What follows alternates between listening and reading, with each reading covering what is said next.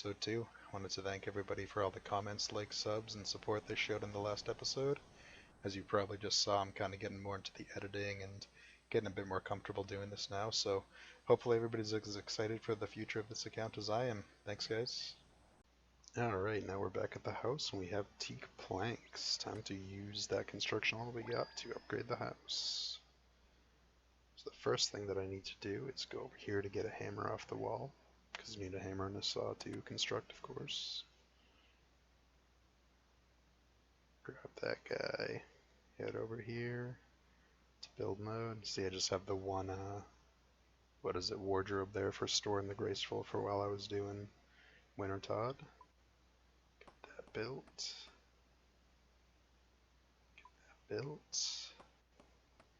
Armor case, that's a huge one for UIMs. Cape rack will be nice. Build the toy box. We actually have to open this, remove our pyro set, I believe. Then we can remove this. Let's close it. Yeah, let's remove it. Upgrade it to the teak. Perfect amount of planks. Open it up, put the pyro inside, and now we have full teak storage, which is beautiful. Now that we have the Tome of Fire, we are officially done with Winter Todd, which means we can start getting HP levels on the account. Before I dig into the looting bag and start filling up all these inventory spaces, though, I want to do a couple of quests that have some strict requirements for UIMs, namely Lost City and Recruitment Drive. So, first thing we're going to have to do, Suicide, right here. So we'll allow our items to stay on the ground for an hour, and give us time to go to Entrana without having to have restricted items on us. We'll come back, pick up the items we need, like the swordfish and the runes, and complete Lost City. So at this point we've completed Lost City, and I've gone and gotten back my looting bag, taken some of the items out that I'm planning on using right now. The raw tuna, some of the herbs we're going to kill the unicorns, and start kind of farming some limp warts and get some chocolate dust and get some herbler levels going with those. Planning on smelting the silver ore into bars and then smelting them into tiaras. I think I can do that all here at the furnace, so yeah, clear out some inventory space, get some farm runs going, start making some room for some of the items that we're going to get from the theater. So we just did our first tree and herb run with the seeds that we got from 111 Winter Todd KC, and now we are smelting silver bars from all the ore we got, and then turning them into tiaras. Smelting is worth 14 XP each, and turning them into tiaras, 52, and the next one's 53, so it's like 52 and a half technically. Do the full inventory, drop them, unload more at the bank, and yeah, pull in lots of crafting and smithing XP. Okay, this is the last of the silver ore. I think we got 5 smithing levels and 6 or 7 crafting levels, so definitely worth keeping those in the loading bag during Winter Todd. So we just finished up our first Snapgrass and Snapdragon run, and we ended up with 21 Snapdragon, 87 Snapegrass, and that's with using Super Compost, so I'm kind of thinking it might be smart for me to get Ultra Compost before I blow through the rest of these seeds, just makes so less of them die and increase our yield.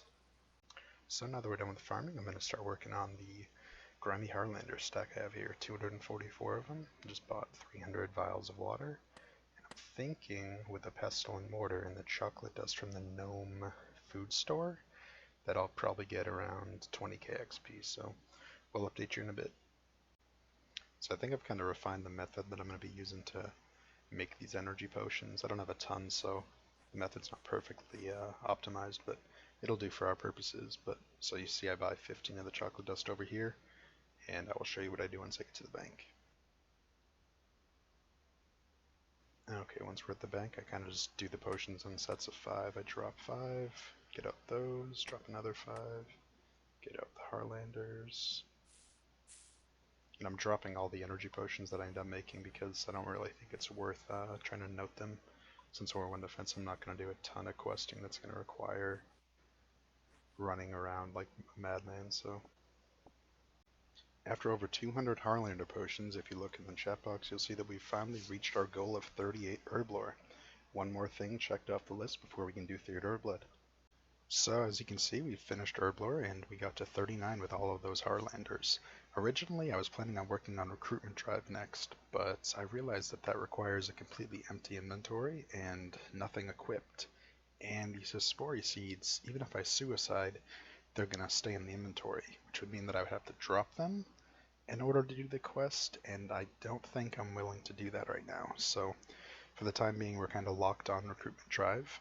Instead, what we're going to do is throw a farm run and then go do Death Plateau to unlock the climbing boots.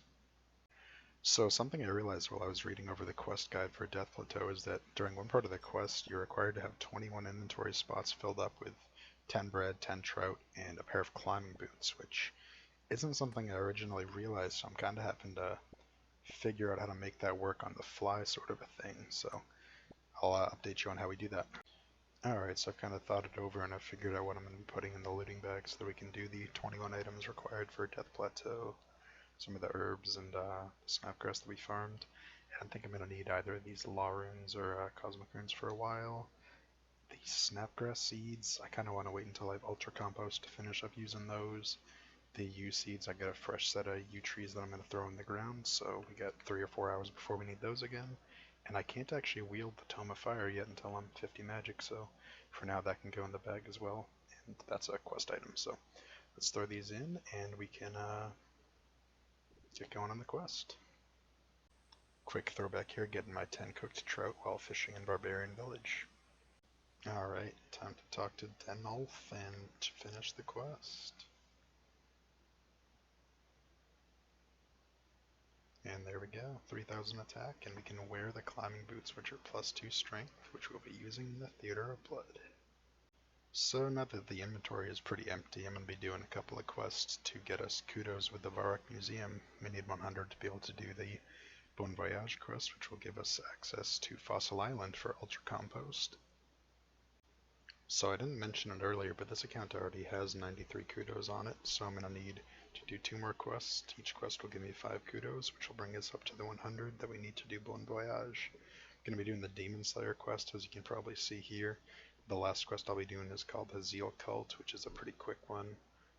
Pretty minimal rewards, but it'll get us the kudos that we need, so see you when those are done. So something kind of cool about the Zeal Cult quest is, as far as I'm aware at least, it's the only quest in the game that has a fake quest complete screen. See how it says you've kind of completed the Zeal Cult? Exit that out, search up here, find a pendant or whatever it is, talk for a few seconds, and then you ultimately get the actual quest completion screen. So something kind of neat I wanted to share with you guys. And there we go. Been killing these men trying to get a Marintel for the Bon Voyage quest, and picked up a clue scroll and checked it, and the first step is actually in the house right there, so I think that's a good sign, which means I think I'm going to try to complete the clue. Alright, so we got the Marintel, and we went and talked to one more person and ended up getting the casket, and see what we get. Ooh, that's actually really big. I don't wanna spoil anything, but that's a pretty hype item, so yeah, we're happy. Come on. Finally made it. Nope. Come on. Yeah. Okay, there we go. God damn, that was not easy. Bon Voyage completed.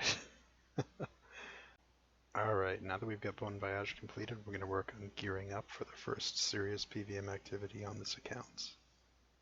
Alright, well here's the gear and the inventory setup that we're going to be using during this PVM activity. I think I'm going to have you guys guess in the comments and whatnot what you think we're going to be doing. Before we end the episode, I'll show you guys the final stats, the looting bag, and one note to make here: you cannot wield the Tome of Fire until you're 50 magic, so that is why I'm not using it in my mage setup here. And yep, thank you guys all for watching. Really appreciate all the subs, likes, comments, and whatnot in the last video, and hope you guys are excited for the content coming out in the next video as much as I am.